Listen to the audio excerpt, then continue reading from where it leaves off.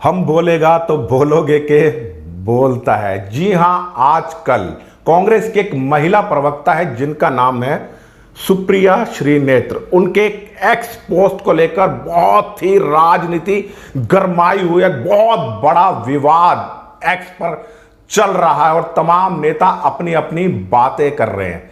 इस वीडियो का मैं आज पूरा विश्लेषण करूंगा और वो पोस्ट क्या थी, उस पोस्ट को आप ध्यान से देखिए। इस पोस्ट के अंदर सुप्रिया श्रीनेत्र ने कुछ सब्जियों के साथ कंगना रनौत की भी एक तस्वीर लगा दी और पूछा आज मंडी में क्या भाव चल रहा है। और इस पोस्ट को लेकर तमाम भाजपा के नेता फड़फड़ाने लगे और महिला आयोग की राष्ट्रीय जो अध्यक्षा है रेखा शर्मा, उन्होंने खुद जाकर चुनाव आयोग में इसकी शिकायत कर दी। भाई, और भी बहुत सी महिलाएं हैं जिनके खिलाफ अभद्र टिप्पणी की गई है।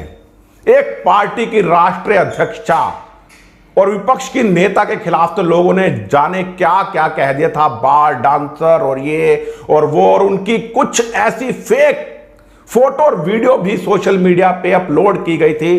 तब हंगामा क्यों नहीं हुआ था। और कल ही भाजपा के एक नेता ने ममता बनर्जी के खिलाफ बहुत अभद्र टिप्पणी करी है। अगर कंगना रनौत एक महिला है तो ये दोनों भी महिलाएं और दोनों बुजुर्ग हैं। कंगना रनौत की मां की उम्र की है। अगर इनका अपमान पे कोई हो हल्ला नहीं होता तो कंगना रनौत के अपमान पे इतना हो हल्ला क्यों। आज कुछ लोग मुझे भाजपा विरोधी कहेंगे और ये कहेंगे कि ये मोदी जी के खिलाफ बोलता है, ये व्यक्ति देश का गद्दार है। तो मैं उन भाइयों को जवाब दे दूं, मैं आपसे कहीं ज्यादा भाजपा का समर्थक हूं और मोदी जी का दिल की गहराइयों से मैं आदर करता हूं और मैं मरते दम तक भाजपा को वोट दूंगा। लेकिन एक सच्चा पत्रकार वह होता है जो सच्चाई देखे, बताए और सुनाए। मैं धृतराष्ट्र की सभा में बैठे हुए द्रोणाचार्य की तरह, कृपाचार्य की तरह, भीष्म पितामह की तरह, पांडवों की तरह मौन नहीं रह सकता, क्योंकि आने वाला समय ऐसे लोगों को कभी भी क्षमा नहीं करता। और जिस महिला को लेकर भाजपा इतना हो हल्ला कर रही है वह यह है महिला। इसकी आप तस्वीर देखिए। ये महान अभिनेत्री है, नेशनल अवार्ड भी इसने जीत लिया है।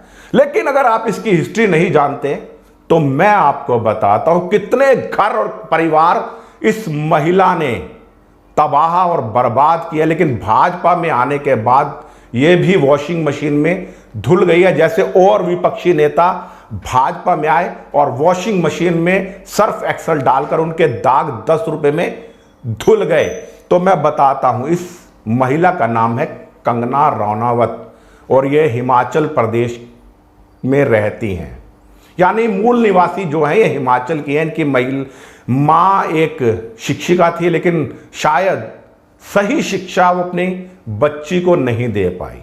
माँ बाप इसको डॉक्टर बनाना चाहते थे, लेकिन इसके मन में ख्वाब था अभिनेत्री बनने का। और इसी वजह से जब माँ बाप ने इस लायक बच्ची की शादी करनी चाहिए तो ये 16 वर्ष की उम्र में अपना घर छोड़कर दिल्ली भाग आई थी अभिनेत्री बनने के लिए। यहाँ इसने कई थिएटर में काम करा। सबसे पहला इसने अभिनय करा गिरीश कर्नाड की रक्त कल्याण नामक नाटक में। जब दिल्ली में इस महिला की दाल नहीं गली और ये मुंबई भागकर चली आई, वहाँ बहुत इसने स्ट्रगल करा और बताया किस प्रकार इसके साथ वहाँ मुंबई में यौन शोषण हुआ। लेकिन यह भी कम नहीं थी जनाब, ये उन सब की अम्मा थी। इसने अपने से 20 वर्ष बड़े, यानी अपने पिता समान, जब ये केवल 18 वर्ष की थी, अपने से 20-22 वर्ष बड़े आदित्य पंचोली के साथ पींगे बढ़ानी चालू कर दी। और फिल्मों में इसकी एंट्री आदित्य पंचोली के द्वारा हुई। लेकिन बाद में इसने ना जाने कितने गंभीर संगीन आरोप आदित्य पंचोली के ऊपर लगाए। आप सब तस्वीरें देखिए, ये सब तस्वीरें इसकी मर्जी से खिंचवाई गई होंगी, कोई जबरन नहीं खींची गई। उसके बाद जब इसको क्रिश 3 में रोल मिला तो इसने ऋतिक रोशन पर डोरे डालने चालू कर दिए और इसने ऋतिक रोशन के लिए ये बोला कि ये मेरे साथ हम बिस्तर भी हुआ था। आप समझ सकते हैं, इसने ऋतिक रोशन के वैवाहिक जीवन में जहर घोल दिया और ऋतिक और सुजैन का जो तलाक हुआ था इसी महान अदाकारा के कारण हुआ था। और बाद में इसने रजत शर्मा के कार्यक्रम में जाकर यह भी कहा कि ऋतिक रोशन का कोई कुछ नहीं बिगाड़ सकता क्योंकि वो बड़े बाप का बेटा है। ऋतिक रोशन ने कभी भी अपने संबंधों को इसके साथ में कबूला नहीं, हमेशा नकारता रहा। लेकिन ये अभिनेत्री अऊल जलूल सब कुछ बकती रही और इसने शेखर सुमन के लड़के को भी जीवन खराब कर दिया। ये उसको फोन पे गंदी गंदी गालियां देती थी। ये बात मैं नहीं कह रहा बल्कि खुद उस लड़के ने एक इंटरव्यू में बताया। उसने बताया ये उसके ऊपर काला जादू करती थी, हाथापाई करती थी, मारपीट करती थी, नाखूनों से उसके बदन को खरोचती थी। और ये सब वीडियो और बयान सोशल मीडिया पे। मैं पूछना चाहता हूं भाजपा के नेताओं से, आपने दिल्ली के मौजूदा सभी 6 एमपीओ को हटा दिया केवल एक मनोज तिवारी जी को छोड़ के, क्योंकि आपने पहले भी इलेक्शन जीतने के लिए ऐसे ही पैराशूट के मेंबर उतार दिए थे जो आप इलेक्शन जीत सके, लेकिन उन्होंने 5 वर्ष में कोई कार्य नहीं किया, इसीलिए आपको सारे मेंबर ऑफ पार्लियामेंट बदलने पड़े। अब आपने मंडी की सीट जीतने के लिए कंगना राणावत जैसी अभिनेत्री को उतार दिया, जिसका मैंने सब बता दिया है कि ये क्या करती रही है और क्या कर सकती है।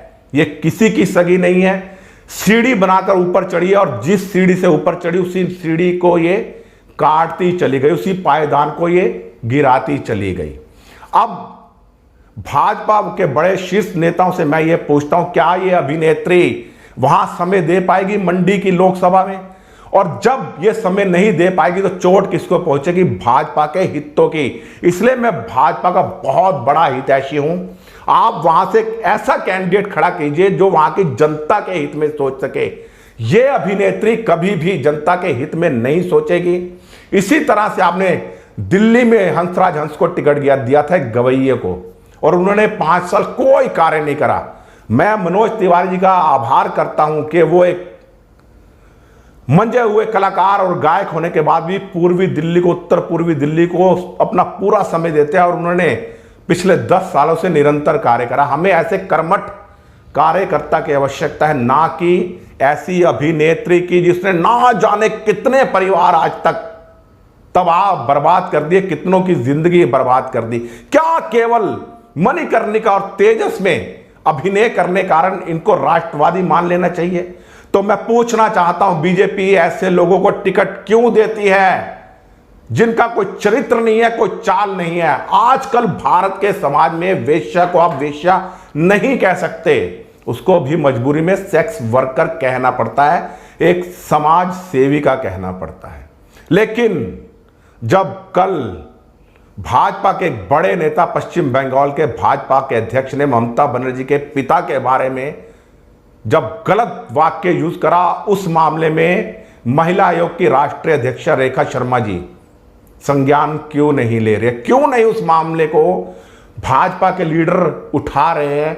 और क्यों नहीं सोनिया गांधी जी के बारे में, जो मेरे मां की उम्र की है, उनके बारे में इतनी अभद्र टिप्पणियां की गई, इतनी अभद्र पोस्ट की गई, तब भाजपा के शीर्ष नेता खामोश क्यों थे? क्योंकि उनके राजनीतिक हित की बात थी।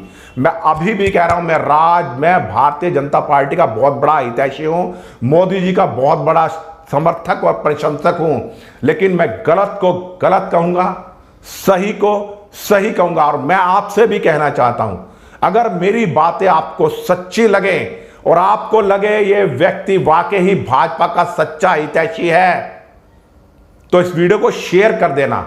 और आपसे फिर कहता हूं, इस चैनल को सब्सक्राइब भी कीजिए। हमें योगी जी जैसा नेता चाहिए, हेमंता विश्वकर्मा जैसा नेता चाहिए, नितिन गडकरी जैसा नेता चाहिए, लेकिन ऐसी अभिनेत्रियां हमें कतई नहीं चाहिए जो खुद तो डूबेंगी और भाजपा को भी ले डूबेंगी। बस इसी के साथ अपनी वाणी को विराम देता हूं।